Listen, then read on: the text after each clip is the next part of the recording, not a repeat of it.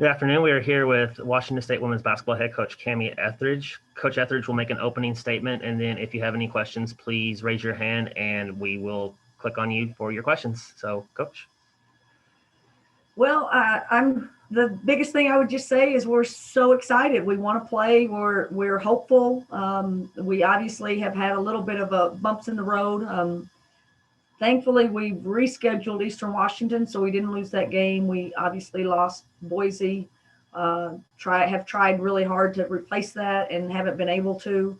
So at this point, we've lost that, and now heading into conference, we're having a little bit of trouble with the California schools. But all I would say is we know for a fact that we won't be playing Stanford on Friday. So our first game will be at Cal on Sunday, but we're really hopeful that something will be coming out later today, by the end of the day, that hopefully we've rescheduled Stanford and we're finding ways to get all our conference games in. So, but I know our team wants to play. We're willing to go to great lengths to make sure that we get these games played and get as many games as we possibly can. And I can't wait to take this team and let them, beat up on other people other than ourselves. So that's the biggest message, is that we want to play and we're ready to play and we're anxious to get this thing started. How has the season? It's definitely a different season. You have had to make a lot of adjustments. I know it's probably got to be hard on the team mentally. How has your team been mentally preparing for this season, just when you know that you're going to have so many hoops to jump through and just so many roadblocks along the way? Well, I think our team is just, they've just been pretty much about business. I mean, you have a schedule, it gets blown up a little bit. It really hasn't affected our demeanor, our work ethic, our business-like approach of coming into the gym and getting better. So I think we've approached every day like, if we don't get a game, we're going to practice. We're still in our routine of going to school and practicing and hoping that we get as many games in as possible. But again, I love the makeup of our team, the maturity of our team, the leadership of our team. And I think they've responded really well, not getting too high, not getting too low, and just knowing that we're excited to play and hopeful and think it's going to happen, that we're going to get most of our games in, if not all of them. We talked a little bit about a month ago and talked a little bit about the team, how practices have been going. How has your team progressed since then? Who's been some maybe people that's really stepped up in the past month, and who are some people that fans could really key on and look to help out the Cougs this year? Well, we've lost a couple of players just to contact tracing. Not that anybody on our team has had the virus. We've been really free of any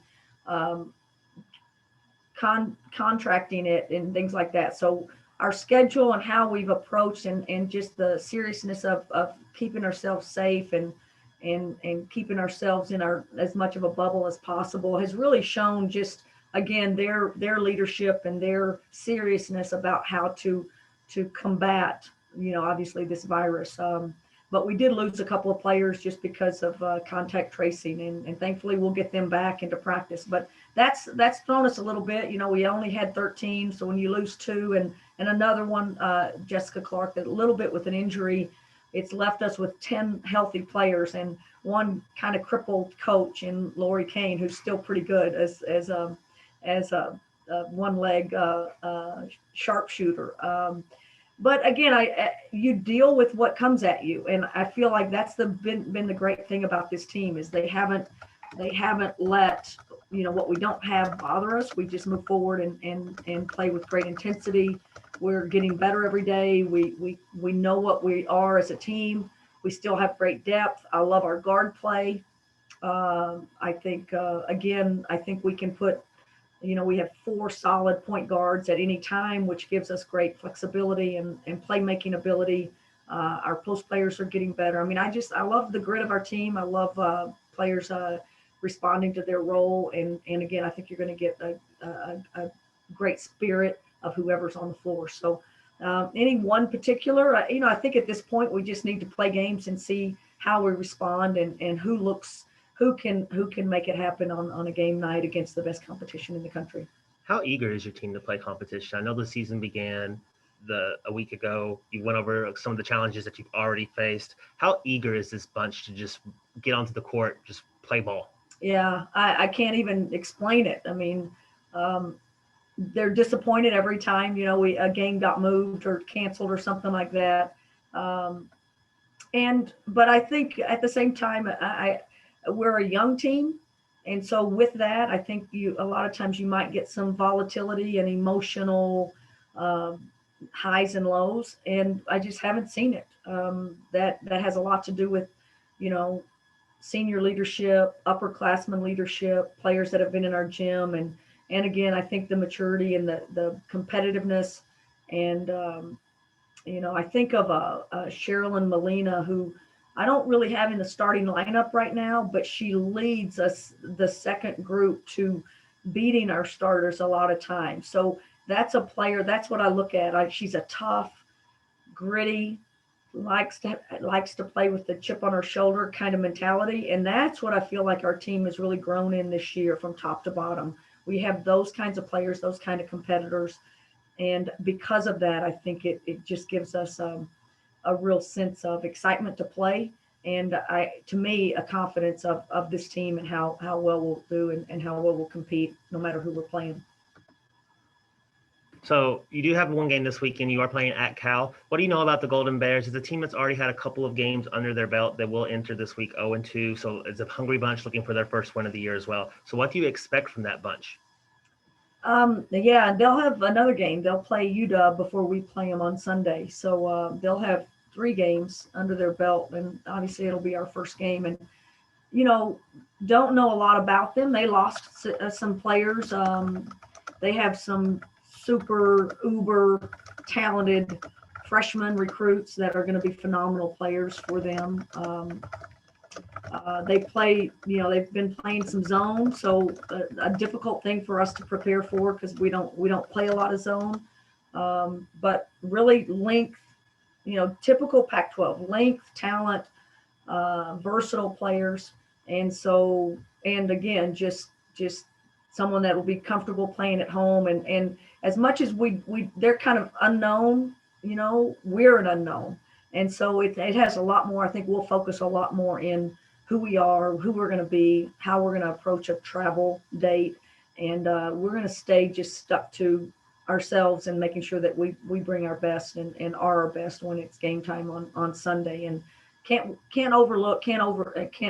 over focus on the other team. You just got to make sure you're your best. Daniel Schur from the Daily Evergreen. Daniel, go ahead. Thank you, Coach. Is the team breathing a sigh of relief now that they don't have to start the season facing the number 2 ranked team, or were they excited to make a statement? Great question. I really think it's they were excited to play. It wouldn't have mattered who we're playing. I think this year is so much different than anything we've done in the past. Normally you have a non-conference cushion of 9 games, and you really build toward the conference. We knew going in that wasn't going to happen. At best, you're going to have 1 or 2 games. In a bad situation, we don't have any games before we play. But at this point, we know we play Cal. We're very excited about that. We're going to make every effort that we possibly can to play Stanford. The sooner the better. Our team wants to play. They want to play against the best. That's why they chose Washington State and playing in the Pac-12. So I would say they're more disappointed not playing. And as the coaching staff, we feel the same way. We know exactly what Stanford is and how good they are, but we also know that, we've got a young team and a team that's going to grow and get really way better as the season progresses. And what better way to test yourself than to play Stanford. And we know we'll get them at some point, and I think hopefully we'll get all the games in, but now we just change our focus and start working on Cal. While I have the floor, Coach, I got one more important question for you about the coronavirus. You mentioned the team is staying safe with it. What kind of precautions is the women's basketball team taking?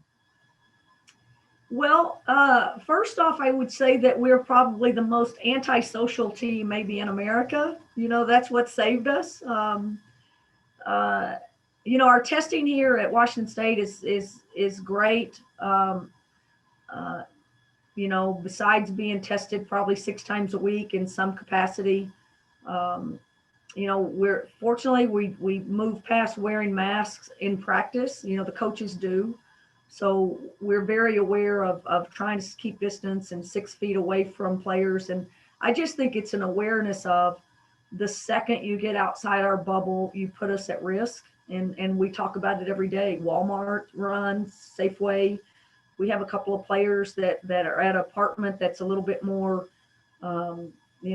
people are in lobbies and you use the same elevator. And just even in their apartment, the risk of, if your roommate gets it and you can prove you've worn your mask every single time you're around them, then you're not necessarily immediately out, even as a roommate. I mean, those are realities. So the more careful they are, even within their team, locker rooms, roommates, things like that, driving in the car to practice, if the windows are down and you have your mask on, you're not going to be contact traced. Eating is a big thing. Trying not to eat, take your mask off and eat with other people. All of those things that we just talk about. We feel safe in our bubble, but even within that, if you can have a little healthy dose of fear, you don't want to be the one that gets contact traced because someone on your team gets it, or certainly not on the outside world. So it's beyond even staying in your bubble. It's even being protective within your bubble. So, and I think our team has just really responded to that and done a good job of not getting out too much, which again, they're pretty antisocial, or within our bubble, pretty social, but nowhere else. All right, Coach. Well, thank you for your time. We'll talk to you on the road this weekend. Best of luck and go Cougs. Let's go. Go Cougs. Thanks.